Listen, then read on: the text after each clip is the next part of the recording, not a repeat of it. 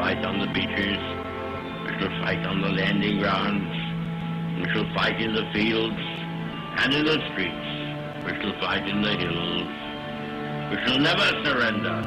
The constitutional point of view was critical for Jefferson's support of the Bill of Rights.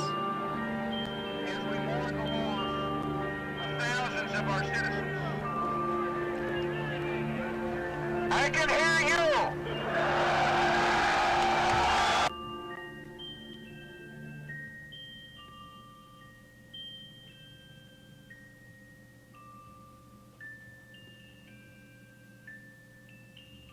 Is time running out?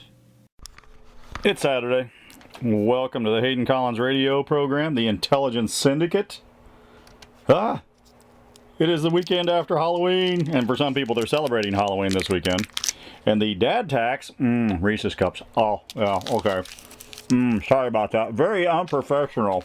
Oh, yeah, the dad tax.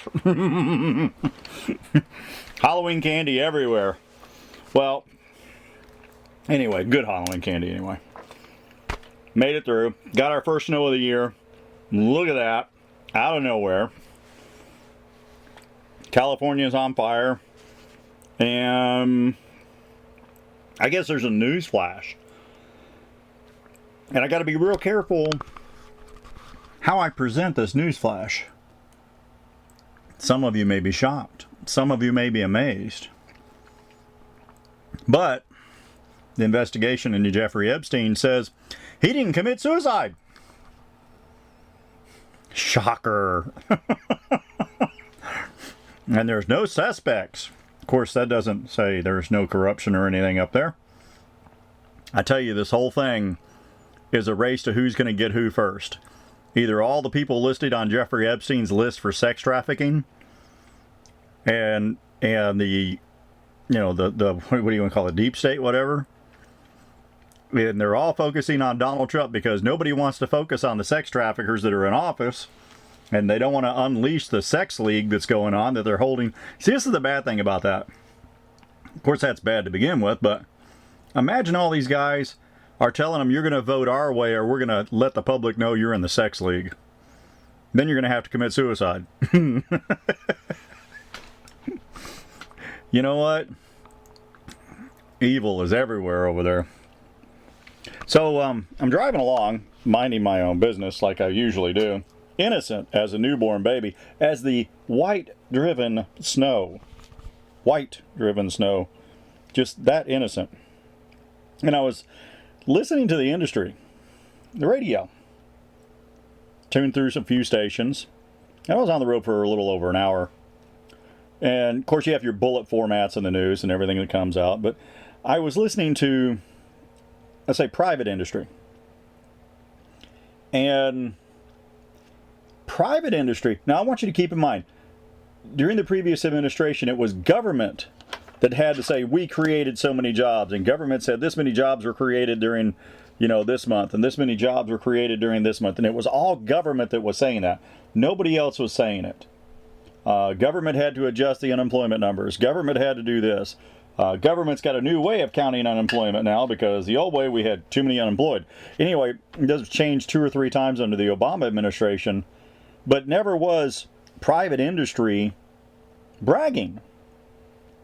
So I'm listening to this news report, and one of them was on NPR. And by the way, I was in southern New York where there's nothing but NPR radio. There is not a regular competitive radio station there. It's all NPR radio. I don't know why. 9 NPR radio stations competing against each other.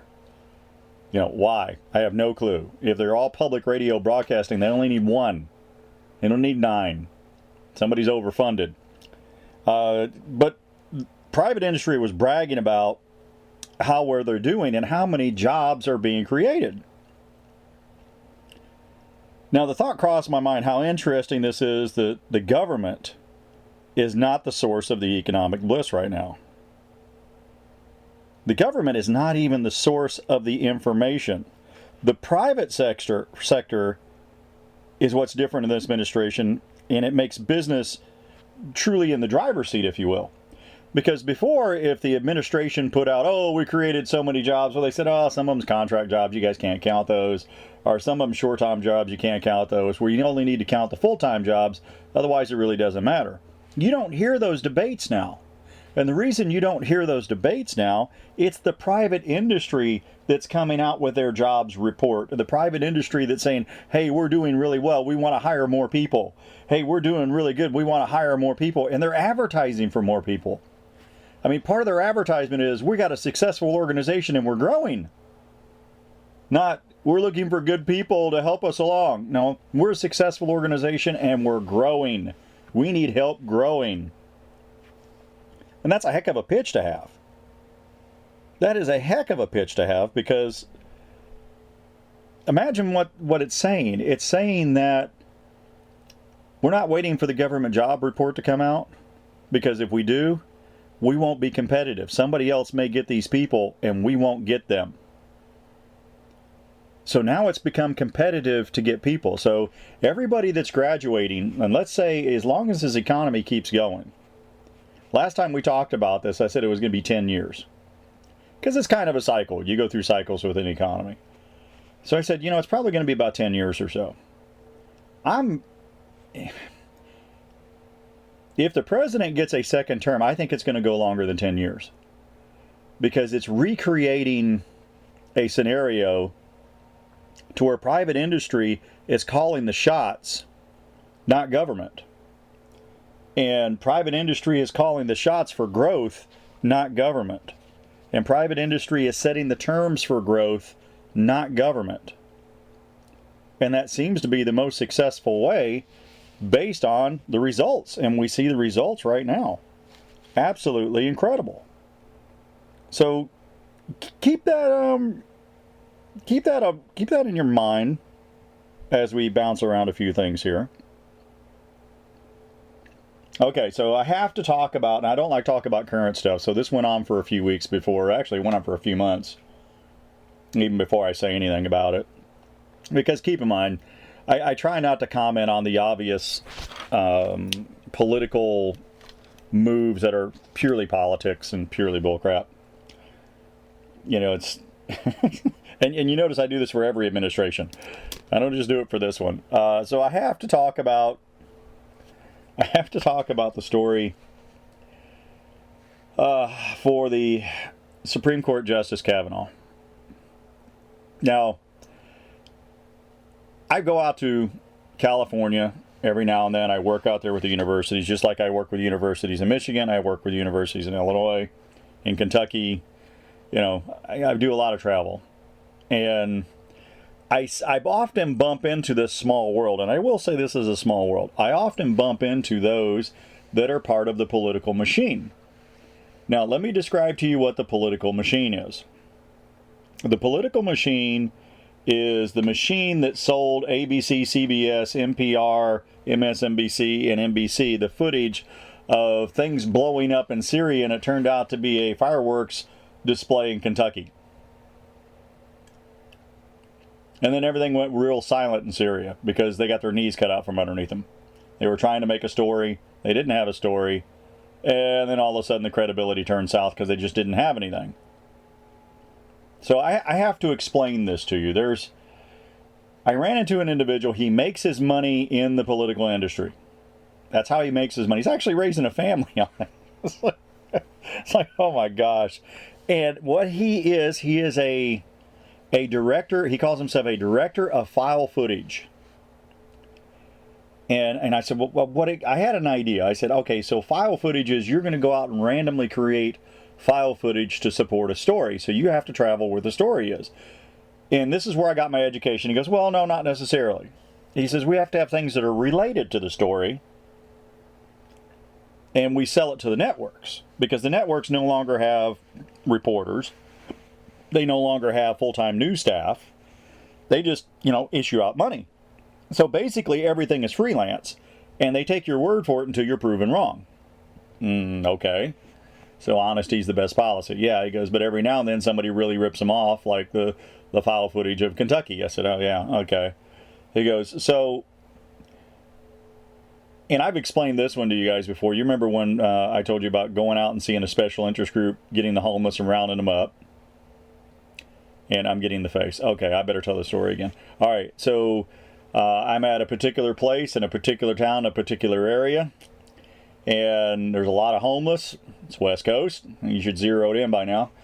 And a special interest group shows up, and they get on their bullhorn, and they say, well, we'll give you $50 at the end of the day if we see you on camera 3 times. And all these homeless people show up, and they're going, $50? Yeah, I'm in. And it doesn't matter if they're high as a kite or whatever. Just, whatever. They issue them T-shirts and signs, and it's, I hate Kavanaugh. Kavanaugh raped my dog, whatever. And they march in a circle in front of these 3 cameras. And these 3 cameras have 3 different angles that they're trying to get file footage for. So, just like on cue, the director points to an individual who goes out there, hi, I'm a reporter, and I'm with the news network, and yakety schmackety, blah, blah, blah, we're going to interview somebody. And he turns around, and the girl who is cued to come up, hi, my name's Cindy, and I hate Kavanaugh because he hates dogs. And she's reading her script. And her script, you ever wonder why there's a talking points out there? Her script is the talking points, and they sell the talking points and the file footage to the networks. So the networks, in order to support the footage, have to repeat the same talking points that were sold to them from the director. And I'm sitting here going, holy cow. And he was telling me about a few news stories that he developed and was a part of, that he wrote the talking points, and he was amazed to see it work. All 5 of the networks copied his talking points. All 5 of those networks anyway, copied his talking points, and he sat around and wrote them up on a coffee table before they went out and did their next shoot on whatever the issue was. I'm not going to tell you what the issue was because it'll kind of give them away. But he sold it for $3.5 million to the networks, and that paid for all of his cameras, that paid for all of the money he passed out to people. I mean, he covered all of his costs, and now he still has some operating costs and to go out and do it again. And so he's going to go create some more file footage.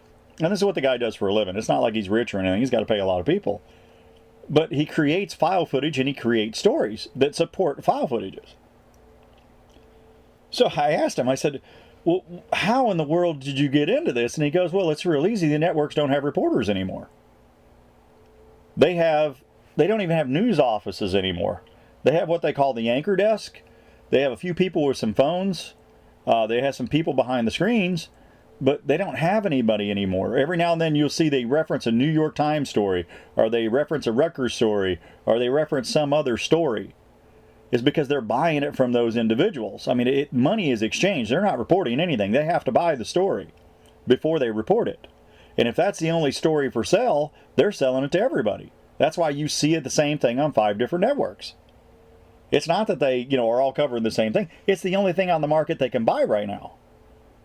So they walk into the grocery store of news, and there's only one thing on the shelf. They have to buy it. Otherwise, they don't have serious talking points. I said, oh my gosh. I said, how many people are you like that? He goes, well, do you remember the story in what was it? Not North Africa. Sierra Leone, I think. They were talking about fighting, and there was fighting going on in a town. And it was one of the towns in Sierra Leone. I go, oh, yeah, I kind of vaguely remember that. I remember the French were involved, and they were kicking butt and taking names. And he goes, yeah, but you remember when they came out and said, oh, one of the towns is being attacked? And I said, no, I don't. He goes, well, it was a story, and let me tell you how it worked. We were sitting in the town in our apartment playing cards, and we were bored. And the fighting was some 35 miles north of us. And there was nothing on the news or anything like that.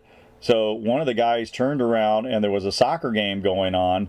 And he said, hey, I'm going to get some file footage of the guys playing soccer. So they were getting some file footage of some guys playing soccer or whatever, and some fight broke out during the soccer game. But what he filmed and what he showed in the film, you couldn't see the soccer ball. You couldn't see the rest of the game. It was some fight breaking out. So they got file footage in the town and said, fights break out in this town. How close are the rebels? But by the time they were done with the talking points and the file footage that went out there, it said the town was under attack by rebels. And that, they had infiltrated the city. And when that story came back out and they were sitting there, drinking or playing cards that evening, they were going, oh my God, that's not even the story we got out there. But they took the file footage and made something out of it because the story wasn't exciting enough. They sensationalized it. And of course, the of course, the French guys that are there in the city are looking around going, where are these attacks at? What's going on? But unless you are in that city, that small city, that small village, or unless you were in that area, you didn't know it was hogwash. And the rest of the world would buy it, and they got their money, and they made their money and left and just laughed at it going, the news guys are idiots. And that's the money-making side of this. That's the piracy side of it, I call it. These guys are making their money. They're selling. It's not like it's credible. You just can't prove it. And once it's disproved, the networks, oh, we're real sorry we put that out there. We didn't mean to do that. Sorry. But they do it so often now, you can see the cracks that are developing into the reporting group that, guys, you're spending your money on stories that aren't really true, and you're going to the grocery store to buy stories, and there's only one there. Sooner or later, they're going to have to leave their metropolitan offices, the ones that they have them, and maybe go out and find some stories that people are interested in. And maybe go out and find, effective stories to put these contractors out of business who are just selling them anything to sell them something because they know the press is starving. They have to feed that press monster so they can make ratings. And if they can't make ratings, then, who knows what's going to happen? People may, I don't know, if people don't pay attention to them, may be able to go out of business. They won't produce that news anymore because there's nothing that they've produced that's worth watching. Interesting. And you ever wonder, and we had this conversation, and I hate picking on CNN, but I pick on them. What keeps CNN in business? Here's the joke. What keeps CNN in business? Cartoon Network. They're all owned by the same organization. Cartoon Network and their commercials are keeping CNN in business. So if you ever want to know the motivator and CNN and the rest of that network, just watch Cartoon Network. Cartoon Network, God help us. Okay, a little final thing here. It's Thanksgiving month, and each year we kind of do this. We get our charities lined up. Now, I know we don't do live roundtables on the air anymore. We do private roundtables. The intern. Oh, by the way, there's an intern shortage, and I'm going to complain about this. I'm going to take a moment to complain. There's an intern shortage. I don't have enough interns because they all got paying jobs. I only have 3 interns right now. You know what? I ran with as many as 18 interns at one time, running the webpage, doing the audio, doing the video, there was quality checks, there was engineering checks, there was sound stuff going on, and I still use some of that. It's not like we've gotten rid of it. We still use some of that, but it's not manned by interns anymore. It used to be manned and all guns were loaded. We're ready to go to war. Our ship was at the sea. We're going after the enemy. I have 3 interns now. So I got a couple of emails saying, hey, Hayden, why does it take so long to get the show up on Sundays after the broadcast? And I said, well, because I don't have that intern anymore. We have to wait until they can get around to it. So sometimes it's Monday or Tuesday before they post it. We've only had 3 or 4 surveys this year. Poor Julie had to go out and do the surveys herself. Usually we send out 2 or 3 interns, but she got a couple of her college buddies to go with her that weren't part of the show, of course. But I don't like sending them out by themselves. So she was the one that went out and did the surveys this year. We're getting ready for another set of surveys right after Thanksgiving that she's going out, and she's going to take her friends with her so she can do the surveys. So if you're somebody in the entertainment industry, communications, news, literature, journalism, and if you're journalism, God help you, because you're either going to go into contract field trying to sell stories, because I don't know if you're going to be able to find them or not. If you'd like an intern program to hook up your horse to, email me at hayden@haydencollins.org. I could use you. And, you're on the credits. We'll put you on the credits, and every time it's posted on YouTube, you'll be on the credits, and you'll be able to say, I was connected with that show. We'll be going. Also an email that said, hey, Hayden, when is the movie coming out? All right, I'm going to do the grunt now. Okay, I never knew Hollywood was so complicated. Yes, we have a movie. Yes, it's coming out. Believe it or not, it's delayed because of subtitles. The complication of getting a movie out, now keep in mind, we're not a high budget organization either, we're low budget. the things that can slow us down is amazing. And putting in subtitles into a movie, I did not think was going to take this long. However, English, French, Spanish, and German, you would not believe the complications of putting in subtitles. So we're not going to make a Veterans Day release. We were hoping to make a Veterans Day release. That's not going to happen. We might make a Christmas release. You know, and if we don't make Christmas, it'll be Valentine's Day. So, bear with me. So the movie is coming out. Nonetheless, you know, grunt. Let's complain about a couple things. I hate doing this. Everyone, when you're emailing the show, radioshow@haydencollins.org, send a subject matter like this. We will respond to it. For those of you that are roundtable waiting, yes, we have 2 roundtables coming up over the holidays on 2 campuses. We don't record those. We don't post those anymore. But we do the roundtables and have a lot of fun with it. We do have a survey coming out, so get ready for the survey. And in the meantime, get ready for the twins. They're coming up next. Oops, I arted. And then for the holidays, keep in mind, we're going to have charitable organizations we're going to be talking about for a couple of minutes during the show. And I highly recommend that you seek out a charitable organization and become a part of for this holiday season, especially during these good economic times that the private industry is bragging about. Be about it.